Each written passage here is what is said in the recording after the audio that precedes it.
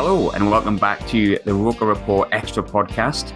You're joining me after technically Stoke under 21s, but we'll not talk too much about that. I think we've got a bit of a tougher game though, if I'm honest with you, on Saturday. Come up against Joey Barton. Yeah, Joey Barton's Fleetwood. He's in management now.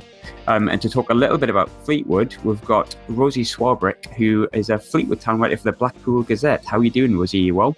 Hi, yeah, good, thanks. Yeah, all well and good. Just writing up and preparing for my early morning press conference, so all good. Joey likes an early morning press conference, so he's already making friends. I was going to say, how are you finding Joey Barton? I might as well just go straight from the off. How are you finding him? Yeah, really good, really eloquent, really well spoken. And I think the biggest thing that we've seen in recent weeks is what you find with new managers that they talk the talk. When he came, his first press conference, he came and he ticked every box and said everything that you'd want a new manager to tick. He'd said that he wanted to create a working class team that represented the working class population of Fleetwood. He said that he wanted to give young players a chance and give youth a chance. And I just wrote the other week that we've actually seen that in progress, and we're about a month into the season and he's actually lived up to his word. I think Saturday's performance against Bradford summed that up, the working class ethos of a team that were down to 10 men but kept, grit, steel, kept going, kept every single man worked for that victory. You couldn't tell there was 10 men on the pitch. You couldn't tell there was a man disadvantage, and they really are. He is really building a team that represents, Fleetwood, the Fylde Coast, and, that underdog mentality. And also when it comes to youth, he's turned around and he's given a 16-year-old academy player, the youngest ever player to play for Fleetwood's team, in James Hill, son of Matt Hill, the ex-Preston player. He gave him a chance the other week in the League Cup against Leicester. And then obviously when it comes to youth, he's also given Nathan Sherrin, who's the first ever Fleetwood Academy player category 3 player to play for the first team. So it's kind of been quite impressive to see the evolution that's already happened since he's taken over. He's keeping to his word and he is building something really special. So he's been great to deal with from that point of view. And I mean, I'm not going to deny that, we don't really like the bloke. For obvious reasons, many reasons. And I think, as a whole, though, like the football world sees him as, he can be a bit of a kind of someone to poke fun at sometimes. We all remember the French accent. We all remember the stupidity and stuff like that. And I said, if Joey Barton was taking over my football club, which, let's be honest, would probably never happen because of who we are, but say he was, my original worry would be, how does Joey Barton instill professionalism and stuff like that into a team? What kind of worries did you have about Joey Barton as someone who writes for Fleetwood and obviously follows Fleetwood? Did you have concerns about him? My main concern with him coming in was that I was going to be on call every single hour of the day with his tweeting, with everything that I'd be answering, that I'd be having to write about everything under the sun, from the not necessarily politics, but everything, because he's a very eloquent and very learned and educated man. And he just talks about any topic. He'd sit there and have a discussion with you about it. Yeah. And my worry was that I was going to be on call because he'd be tweeting something, mad at say 11 o'clock at night, and there'd be this big flurry, and you'd have all the nationals involved and all this sort of stuff. But from the off, he made a point of coming and speaking to his local press, because there's just really me and BBC Lancashire and Radio Wave who cover the club home and away. So, not the nationals aren't at every press conference. So I think it's been really important for me to see that he does appreciate the local media, your local press. But yeah, there were concerns coming in, but I think he's addressed that. I think it's more, as soon as, even like I talk about that first press conference, he sat there and he talked to me about League One, about the division, mentioned players and spoke about the division that I've been covering for this is my 6th season now. And I was just quite taken aback now, going, oh, he knows what he's talking about. He's not just come down to League One and he's thinking, oh, this will be easy, I've got Premier League experience. He's actually done his research about the players, about the differences between the players at this level and the levels above. And he's really impressed me. He's really refreshing to deal with, and He's enthusiastic, and I think something special is going on at Fleetwood right now. Do you think there's a more mature Joey Barton coming out then? Yeah, I remember I was talking to the guys at Leicester the other week because we had a cup game at Leicester, and they were quite shocked when I said he's building a team in the guise of Joey Barton, the player. Yeah. And many people, initially the first reaction was, what, Joey Barton, the player that punched Morton Gamps Pedersen, Joey Yeah. Barton, the player that, everyone thinks of the red cards or, the drama around him as a player. But the Joey Barton that I remember from a personal level watching is Joey Barton that played in that Burnley team under Sean Dyche that came to the Derby day at Blackburn and was the best player on the pitch because of his grit, his steel, his belief, his workmanship, and what he brought, the calmness. He actually brought calmness on that day in a Derby day environment. And he has skill. He had skill as a footballer. He was very talented. And I just think that he's brought kind of that, him as a player. Like, we've got players at the minute that are coming into Fleetwood Town, like your likes of Ross Wallace, your likes of Ryan Taylor, your likes of Wes Houlihan, top professionals that are out of contract that are just coming round to Fleetwood. And he said, come in, enhance the training levels and just pop in. And he seems to, I always think when you look at ex-players or when you look at players that have retired and gone into management, how many friends do they have? And Joey Barton has a lot of friends. And I think that says a lot about him, even though he's built up as this, red card and dramatic player. He's got a lot of friends. He gets on with a lot of people. And I think sometimes it's just a case of looking past the headlines, so to speak, and seeing what the substance is. And I think he surprises you a lot. He's a very surprising man. Controversy does kind of follow him, but interestingly enough, I know we're early in the season, but you're looking at Fleetwood and you're only 2 points behind us, who respectfully were one of the favourites. And but Joey Barton, the name Joey Barton hasn't really been in the headlines for any wrong or right reasons. It's kind of just quietly he started really well. I mean, you've had some really solid wins. I mean, 5-0 against Scunthorpe. You got a draw away at Charlton. You beat Bradford with 10 men. He's quietly seem to be doing a decent job. And I mean, there could be a lot of controversy surrounding Fleetwood. I don't want to touch on it too much, but Joey Barton and Ched Evans are two controversial names, and yet Fleetwood seem to be quietly doing very well. Yeah, I mean, it's a controversial name in Ched Evans, but just look at his stats. 6 games, 6 league games, 5 goals, 3 assists. I mean, at this level, there was times at Scunthorpe that he was unplayable. There's been times that you've watched him, and it's not even just him as a centre forward. It's the defensive strength that he brings, his physicality, his help that he's brought. Because the key things for me, what Joey Barton has done is last season was a bad season for Fleetwood Town under Uwe Rosler. Fleetwood Town the season before, they were the surprise package of League One, ended up finishing 4th, going for the playoffs from nowhere, could have been promoted automatically to the Championship. And then last season was a real disappointment. But he looked at the reasons why. He's addressed some of the issues. So he's gone, right, there was a lack of leadership. He went out and recruited leaders across the board, not just, Ched Evans is a leader.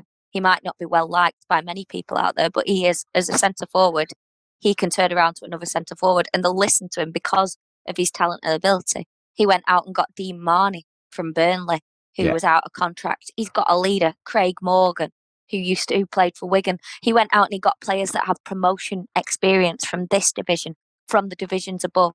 He's gone out and got players with multiple league experience. He's changed. He's come in, and Fleetwood were a club that bought developing players to then sell on. And now this year, they've bought players with one sole purpose, and that are players with no real sell-on value.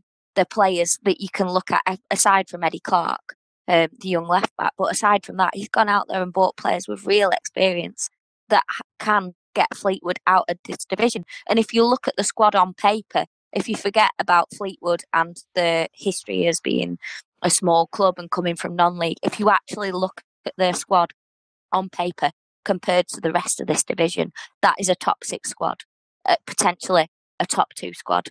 And even though it is Fleetwood the underdogs, just what he's done to address the set piece issues that we had last season. He's finally addressed the left back issue.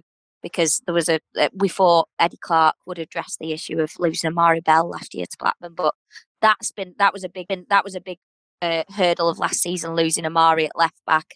He's addressed all of the issues that you look at, and he's gone for a solid 4-4-2, and it's just paying dividends. Some of the football that we've been watching, I've been sat there and I've been going, wow. I went to watch Blackpool. I had to cover Blackpool versus Coventry the other day, and Blackpool ended up winning that game. And I just sat there and I went, I think I've been too critical of this Fleetwood side, because you could clearly see in the football that I'd been watching and the football that I was then watching at Blackpool against Coventry, the difference in the gulf between the bottom of the table and what will be the top of the table. Yeah. You could see a clear difference between the football on display. And I just think the work that he's done behind the scenes, recruitment wise, spirit wise, all of the players, he's building like a really good atmosphere. The thing is, right now, what we haven't seen Fleetwood Town lose 5-0 in the league. We've seen them lose 4-0 in the League Cup after he'd made 11 changes.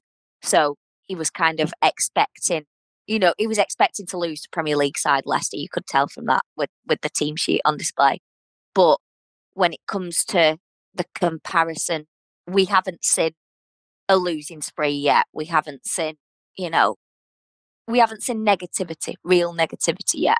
So it's all great at the moment. We've seen them with the chips against them at the weekend when they were down to 10 men, but we haven't seen, a couple of defeats in a row.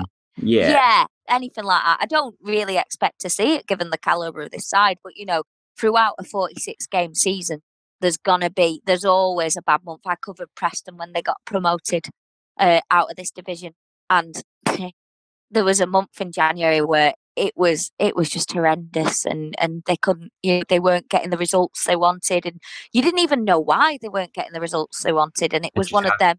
Yeah, it's just football, isn't it? You just have those months. Sometimes you can have a run of away form and home form, and so that's, for me, that will be the real test when we're looking at how he reacts to the pressure, the mounting pressure. I mean, he was just talking about, he spoke to Gary Neville about his time at Valencia, and that's why he said that he made the changes he did for the League Cup, because Gary had told him that he concentrated too much in Spain on a cup run, and that ended up being detrimental to the league, because Joey Barton knows that he's not going to get sacked if Fleetwood Town crash out of the League Cup to Leicester City, but he knows that if they go on a 5-match losing spree and they're at the bottom of the table, given the amount of money that some of the players are being spent in comparison, not that there was actual figures spent, but you know what it's like in this division, the wages and comparison and the budgets.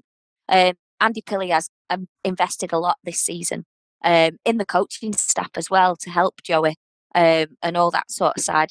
He's brought in 2 first-team coaches. We've already got a coaching structure. So there's been a lot of investment, and if that doesn't pay off, then in the league, that's the bread and butter. That's what's important to Andy, and you can see that this year they are really gearing up. Even he said about the signing of Dean Marney that this wasn't a signing necessarily just for League One. This is a signing with a view that they are signing players and looking at players with a view to, if they get to the Championship, where can they go with that? They've got players who they believe, young players in the squad, like your Kyle Dempsey and your Ash Hunter, Wes Burns, who they believe could play at Championship level. So this is, there's a real focus here. He talks about a 3-year plan. This is a project. This isn't just like one season. This isn't just Joey Barton going into management on a whim because he's friends with Andy Pilley. This is him going, right, I've looked around at Poolfoot Farm. The thing that people don't understand about Fleetwood is they've got a 9.5. I think it's even gone up now how much they've spent on it. I think it's over the £10 million barrier. Their training complex is one of the best in the division. It's Championship level, if not Premier League level. It's as good as Blackburn's Brockholes complex. It's, as good as Wigan's one at Exton. It's one of the best training complexes you will see, and that is paying dividends now on the pitch. And it's funny you're talking about the roster of players, and I mean I've said for a few weeks, and I'm getting better with it. But we've had 2 drops really fast. It took me a while to get used to who's playing in the Championship after 10 years of Premier League football, and then League One's difficult. But I was looking through Fleetwood's team, and there's so many names I recognise. I mean, just looking through the roster, you've got there's Gethin Jones, which I believe who's at Everton, Tommy Spur. You've also got James Husband. You've even got Jason Holt from Rangers. Yeah. There's plenty of names in there. You've even got people like, as you said, Ash Hunter. There's Paddy Madden. There's so much experience in there. I was actually a little bit. I was less surprised by where you were after I'd seen the list of players. I was like, there's actually a pretty solid League One team there. I think the biggest advantage for Fleetwood is that, say, a team like Sunderland or some of your Barnsleys even who've just come down, they'll be looking at Fleetwood and going, oh, little Fleetwood. And you look at the history, they've come from, this underdog mentality. And that plays exactly into Fleetwood's hands because they've got a quality team at their disposal. And the thing is, Joey, the other day after they beat Scunthorpe 5-0, he came to the next press conference and he was saying, the people from the outside are looking in here and going, oh, what a bad display from Scunthorpe, what a bad display from the opposition, not what a great display from Fleetwood. And I think that can be an advantage because you sat there with a team that's won 5-0 that people are going, oh, it must be Scunthorpe. It's not, wow, look that 20-minute spell of Fleetwood. And that game for me wasn't even the best that we can see of this Fleetwood team. I think that's what the scary thing for the rest of this division should be, is that that's just Fleetwood starting to click. That's not Fleetwood in full flow what they can be potentially. That's some players still easing into form, and some players, you've got 2 strikers, obviously Wes Burns won't be able to play because he's like max power. Yeah, the appeals failed. Yeah. But you've got him playing out on the right wing. You've had Ash Hunter, who's a centre forward, playing out on the left wing. They're building into new positions. This is a new team. This is Joey asking. He's got a development squad kid in Nathan Sherrod, who was playing centre half on loan at Southport and Chorley in the National League North, and has now been stepped up into first team contention. He's knocking on the door of the first team as a defensive midfielder. He's looked at his squad and he's gone, what are you capable of? And he's got a coaching team and calibre of, he might not have experience at League One, but he's got Steve Eyre in there, who's obviously had masses of coaching experience, obviously coached Joey at Man City back in the day as well. He's got Clint Hill, who's, you'll know from Rangers, a man of great experience, who's there, to help him ease into his first coaching role. And there's a lot of talent in that Fleetwood squad. I said the other day, last week, at the weekend against Bradford, Kyle Dempsey, Cian Bolger and Bobby Grant all left out of the squad, not due to injury, just due to competition for places. And they would walk into any League One squad. If you offered anyone in this division one of those players, I think for free, I'm not saying go out there and buy, but most people would snap your hand up. And then they're players that can't even get in a match day squad. That's just the calibre of what he has at his disposal. And you've had your Marnie and your Craig Morgan easing their way back from injury. They've been out for a year prior to starting this season. And now they're easing their way back in. You're starting to see their quality, their influence, their leadership qualities. Jason Holt, who's, he made the mistake for the penalty against Bradford, but it's all kind of a learning curve and getting used to it. And he's got League One experience from his time at Sheffield United. So this is a really, really talented crop of players. And I've been really impressed about what he was doing. And I wrote about it in the Blackpool Gazette at the weekend, just about how, what the harmony there was on Saturday. When Wes Burns got sent off in the 43rd minute, he got a standing ovation from the fans because he didn't believe it was a red card. I don't think I've ever seen that at Fleetwood. And it was just like, wow, the fans, Joey is getting them united, and everyone, it felt really like, I don't know necessarily whether as well that perhaps could be Bradford and, the disunity that's going on with them right now, obviously with the Michael Collins thing. Yeah, of course, and Stuart McCall going to Scunthorpe and all that's going on with them. but it was just a real display of like unity. The fans and everyone, they're on the same page. Joey is really, it's like I say about this working class ethos. He's a working class lad who's getting players out there on the pitch that are showing you that they're earning their money and fighting for the shirt. And sometimes that's all you want to see as a football fan. It's an ethos that I can Dyche agree has. with that very much. Yeah, it's what Dyche had at Burnley. It's a big part of Dyche. He's the disciple of Dyche, obviously. Yeah, of course. He calmed him down at Burnley and, really brought the best side out of him. Some of his best football was played under Dyche at Burnley. And he's really, taken on that ethos of, right, building a team that represents the people. The one thing that you can never say about Sean Dyche's Burnley team is that they haven't worked hard or that they haven't given their all. They haven't put a shift in. And that's what Joey's really created at Fleetwood. His players will put a shift in, and Sunderland fans will know themselves. That's what you want, isn't it? That's what you want to see. 100%. We've seen a lot of that, and you touched on before about him bringing in big characters. And I think one thing I noticed about sort of our transfers during the summer was that we brought in like loads of former captains, like Glenn Louvens we brought in. But he's also integrated, like Jack was to integrate the youth as well as, anyone listening to this, I would hope if any Fleetwood fans listening, we have got a bit of youth there as well. And we've got players that can flourish and can develop. One thing that's quite interesting though, like I've done, I think I want to say 6 games into the season, but maybe 7. This is about my 6th extra podcast I think I've done, and a lot of teams that I've spoke to obviously AFC, Wimbledon, Charlton, so many teams that have admittedly, whether they've been positive or negative about how the teams have been playing, that they've had like a fear of Sunderland. But I think one thing I worry about with Saturday is I don't think Joey Barton's going to come here, or Fleetwood would come here looking for a draw like many teams will. I think he'll come at us.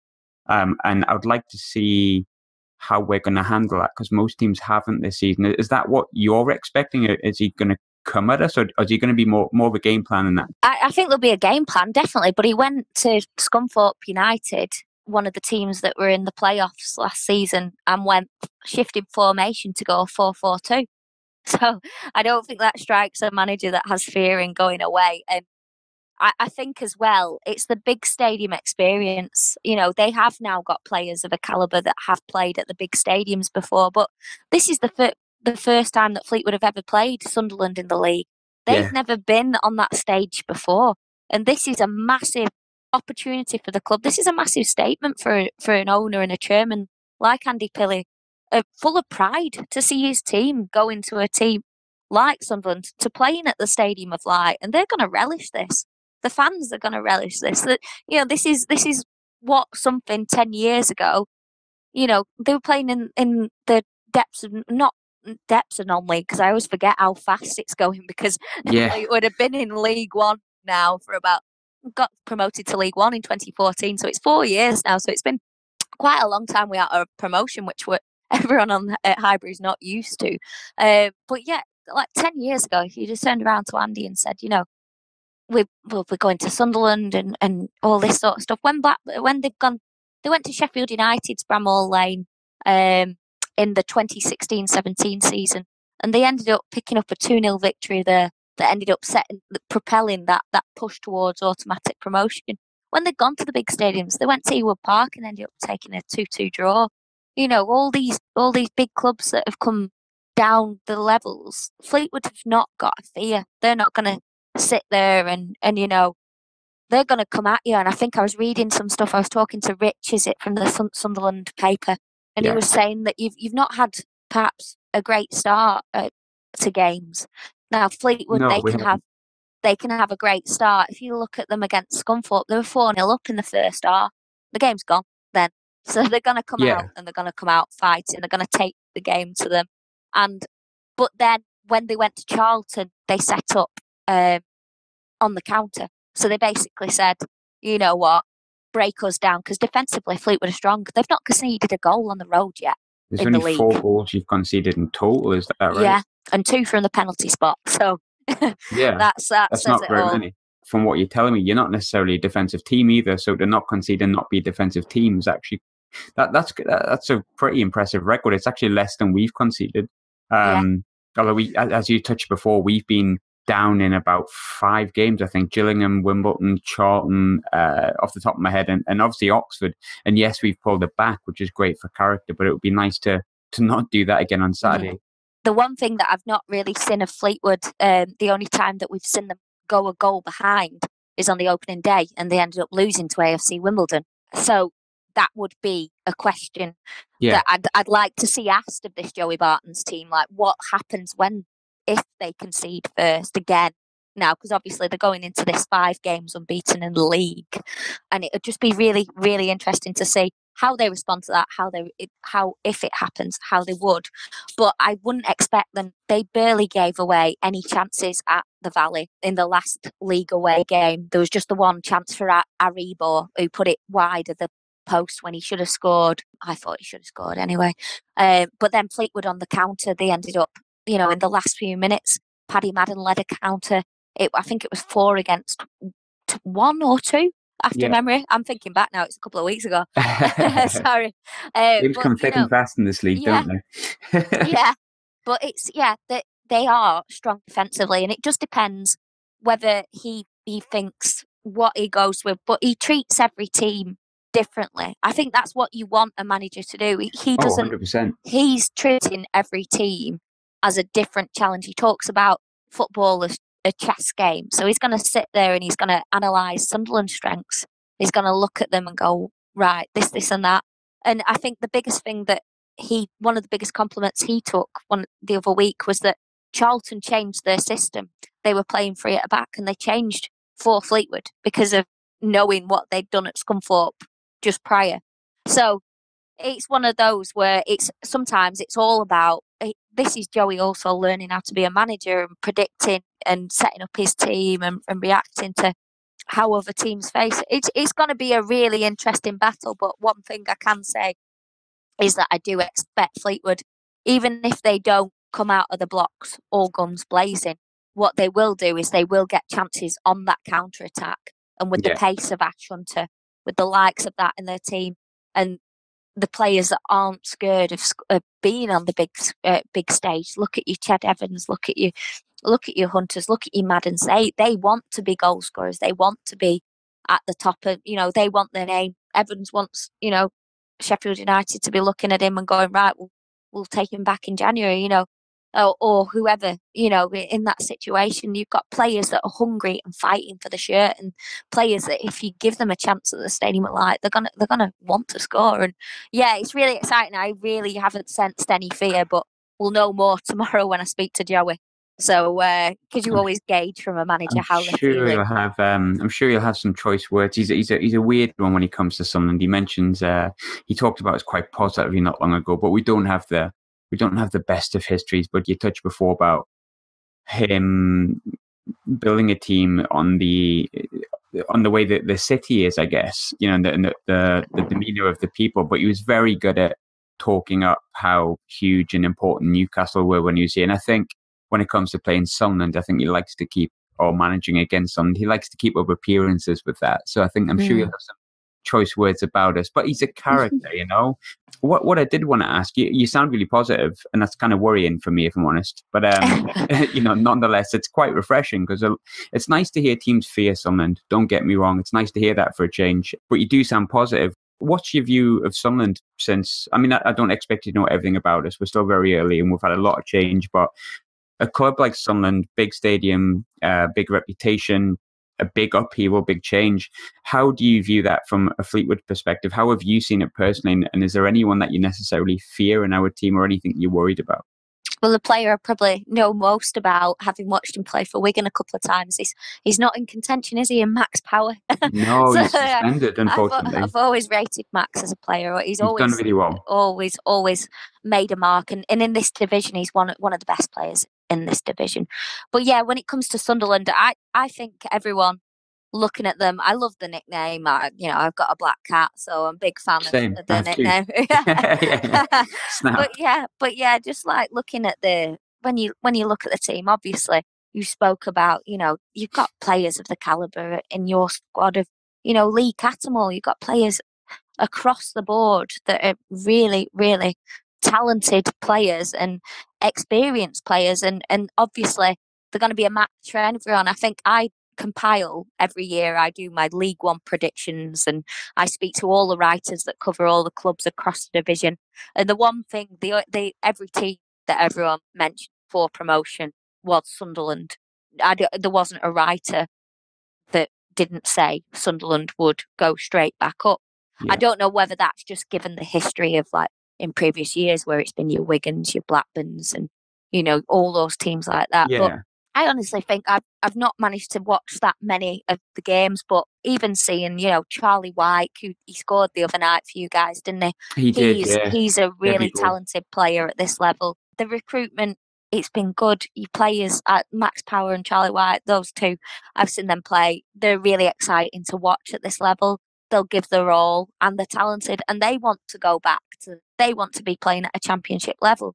And when you buy players like that, like Fleetwood have done, you've got every chance of going back up, because you're not buying journeymen that want to sit on a League One wage or sit at the top of the wages in League One and just be happy to go through the motions. You've got players in your ranks that want to be back up there, want to be back in the championship. And for me, it's just always really, this is my first visit to the Stadium of Light, so I'm really excited. I heard that the press food is lasagna. I'm not a fan of pasta, but for me as a writer, it's always really exciting to go to these stadiums, and sometimes, like I've talked about, the underdog mentality with Fleetwood, it's really interesting to see people's perception of Fleetwood when you cover them day in, day out. You see like what the work that goes on behind the scenes, all the hard work, and how professional it is, because everyone just thinks of them as a non-league team, whereas everyone thinks of Sunderland as a Premier League team. And it's just, for me, it's just really interesting, and it's always good. It sounds horrible. Sunderland fans will probably hate it, but I love it when the big teams come down to League One, because you get to experience new stadiums, you get to go see it, and 9 times out of 10, they do go straight back up. You just look at the history of League One in recent seasons, even Wigan, the likes of, yeah, even your Prestons, Preston, of course, yeah. You just look at them, they are destined to go back to that next level. But then when you look at a football club that is run well, that is run exceptionally well, like Fleetwood Town, they're now on a level playing field. Yeah, and you I can think compete for sure. Yeah, I think more national people need to take attention and say, look, if you look at the comparison even between Blackpool and Fleetwood, and how the difference in between how they're run, and it's just when you look at sides, even like look at Chesterfield, who are now have dropped down way below the level that they should be at, given their stadium and given their fan base, and it's just incredible. So I think everyone is just enjoying it, and like I say, these occasions, everyone around the club is just really excited for them. And for me, from a Sunderland point of view, I'd really expect them to come out and give Fleetwood a game, and I think they're going to have to go for an early goal, so it's going to be entertaining. It's about time we scored first. I'll tell you what, I'm getting a bit sick of coming behind. It's nice for the character and that, but it's funny you were saying before about teams coming and stuff, and it is a real different experience. I went to the game on Saturday, and obviously we played Oxford, who, I've seen us play Oxford before. It's not the first time, and obviously Fleetwood's a bit different, but I was we have like a fan zone where we have like interviews, we interview player, but it was actually really nice. It's definitely changed. It didn't really work when Ellershot was here, and I mean, it's very it sounds like a very cliche thing to say, but I do feel like when you're in a fan zone and you're speaking to people who are fans of League One teams, it kind of feels like you're speaking to fans who, their life is their football club, which is kind of sort of what mine is like, really. And a lot of the guys that go to the game, and obviously we write every day about Sunderland, and it just feels like a proper old school Sunderland feel, like when I used to go to ROKER Park when I was young, and it felt like a family club, and it felt like, a working class club. It's kind of come back to that a little bit. And I think League One's helped that. I think the change of ownership, and I think the teams we're playing, it just feels a little bit more, there's positivity from winning games. That always helps. Let's not deny that. And we certainly want to get out of this league, but it's been nice to speak to fans of League One teams, because you feel like you're speaking to actual football fans, not armchair supporters. Yeah, I think if any Sunderland fans want to know about what League One can do for a club, given, off the field and all that sort of stuff, just look at the example of Blackburn Rovers. Just look at what they've done now, going back up into the Championship, how Tony Mowbray's rebuilt the fan spirit. And winning is a big thing. Winning is a big thing. That that gets the fans back, that does get the fans back, that does get people back on side. But it's also about, like you say, getting back in touch with the people, remembering why, or remembering how to get the fans back. You know, you've got a manager now in Jack Ross who's sat there thinking, right, I need to get these fans back on side. How do I do it? And they're going back to the pureness of football. There's no glamour of Man United coming every week. There's no glamour of Tottenham coming every week. It's old-fashioned bread and butter football. How do you get your man off the street, your average Sunderland person, you know, to spend his money to come and watch a team like Fleetwood Town that have risen from non-league? That, you know, there isn't that much glamour around Fleetwood. No, not at all.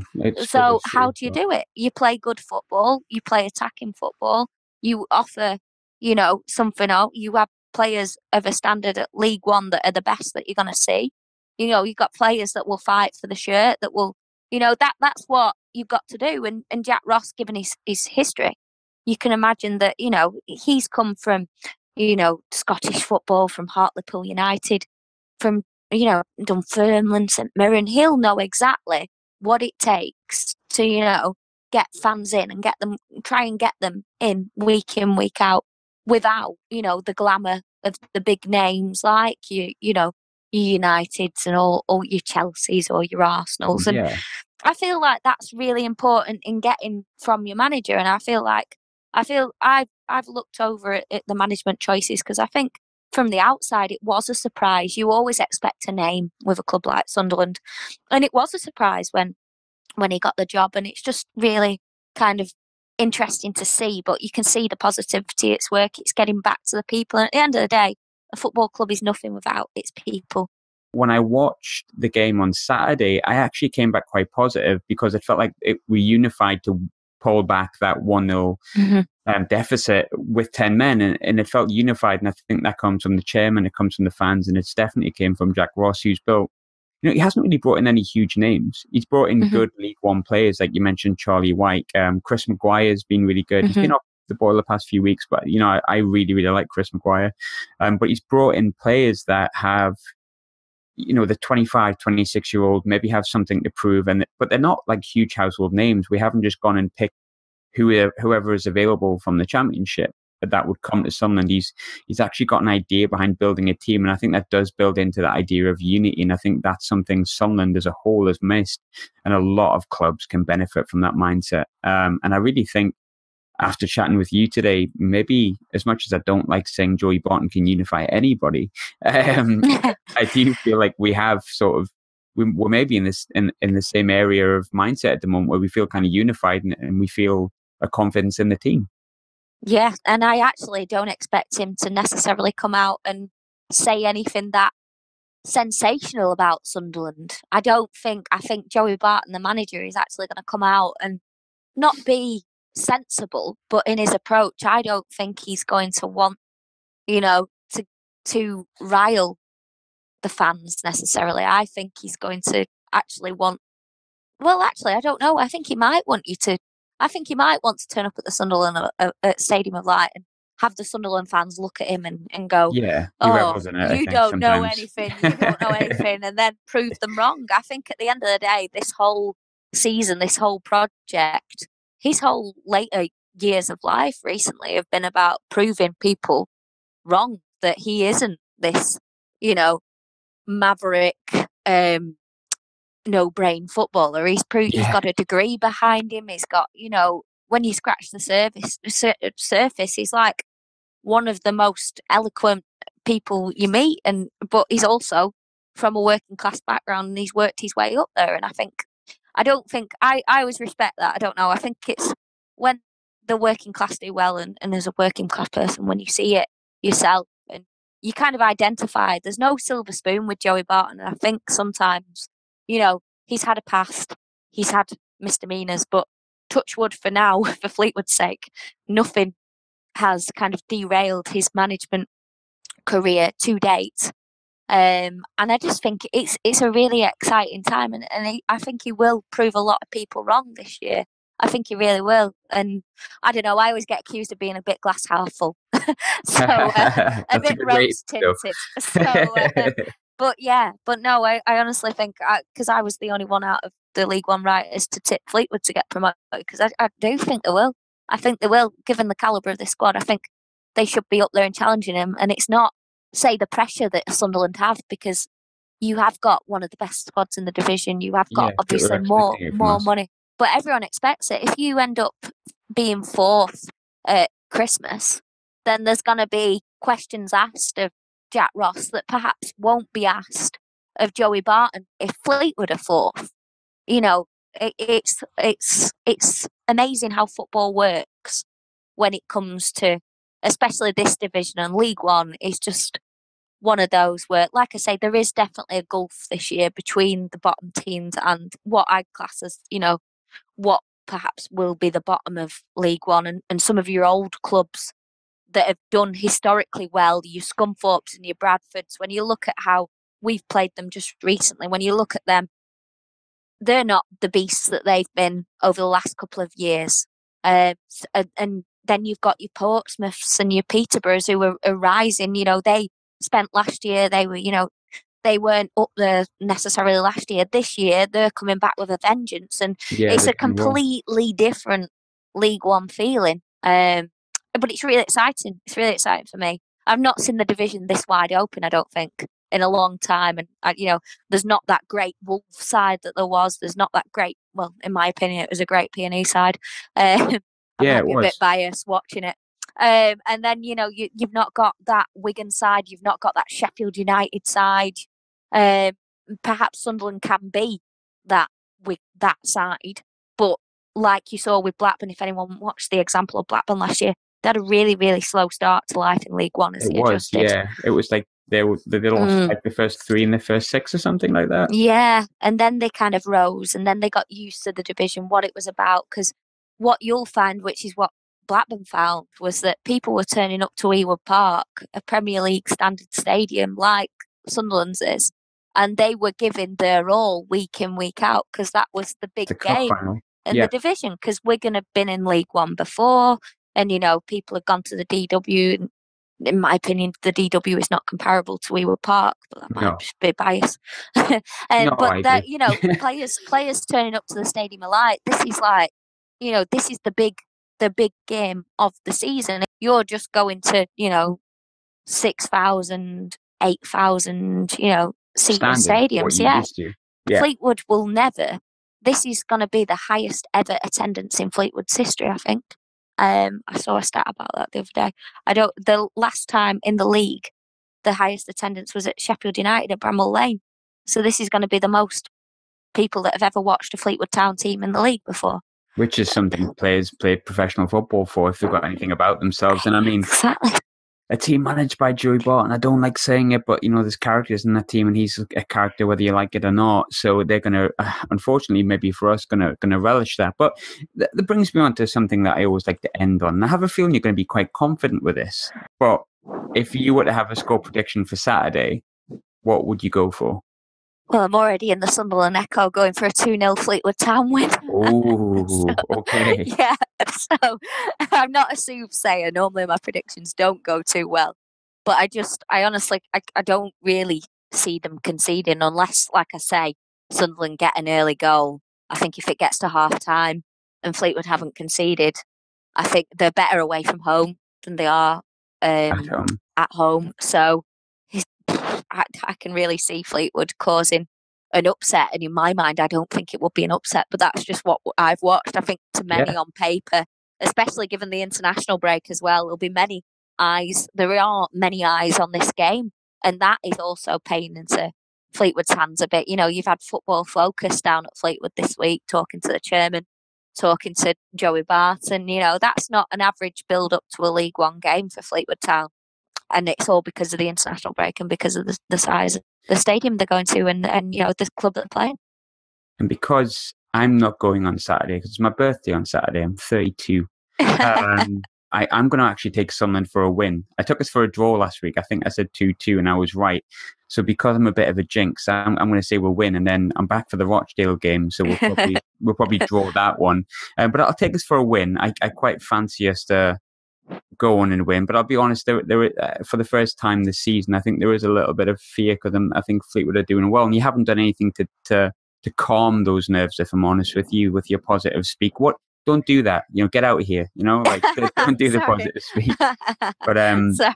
It's been lovely to have you on, Rosie. It's been really, really nice to have a chat, and I feel like it's quite nice each week picking up kind of the different elements of these teams we're playing and actually having an understanding of what league we're in. I just hope that the understanding comes in the shape of 3 points every single week, but I'm sure that's not going to be the case, as I found out on Saturday. But enjoy your journey up. I'm sure you will have fun in the press box, even if it is lasagna. It's good. Do let me know. I will do. But do enjoy it. I hear it's probably going to be cold. Oh, right. I'm used to that. It's the north. I'm from the north, by the sea. We're the north. Yeah, we're tough. We're fine. No, it's fine. But enjoy your journey. I hope you don't enjoy the game. I hope that it's very, very unenjoyable. As always, I'm going to be honest with that. But lovely having you on. I hope you had fun. Brilliant. Thank you very much. See you soon. Bye. See you soon, Rosie. Thank you. Bye. Bye. Oh, she sounded positive, didn't she? That was a bit worrying. And she seemed to like Joey Barton, and that's a bit worrying. But I can understand that. I can understand the positivity behind a controversial manager if you're winning games and if he's building a good team. Let's go back to Paolo Di Canio days. It didn't really work out, but we didn't really mind when he was beating Newcastle 3-0. Do you know what I mean?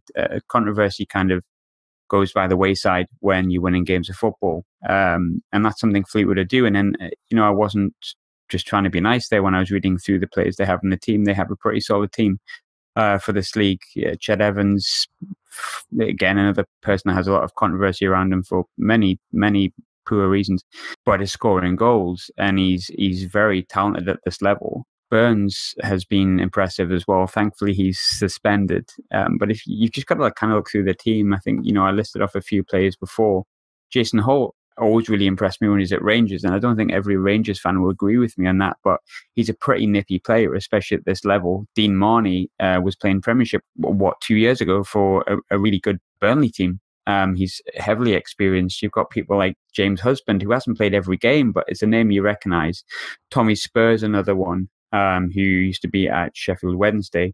They're not a bunch of unknowns. They're actually a pretty solid team, and I'm not too surprised that they're sixth off top at all. I think we'll be in for a tough game, if I'm honest with you. Nonetheless, I'm not going, so we'll probably win. That's kind of what we do, isn't it? Just bad news for me, great news for you, because it means we'll probably come back with 3 points. But thanks for tuning in again. I'll be back with you for the Burton game. I hope you have a bit more of an insight into Fleetwood, and I hope for the people who said I spoke a little bit too much about Sunderland, realised how much I didn't speak about Sunderland this week. I'm always happy to take on constructive criticism, so thanks for that. Enjoy your weekend. Bye.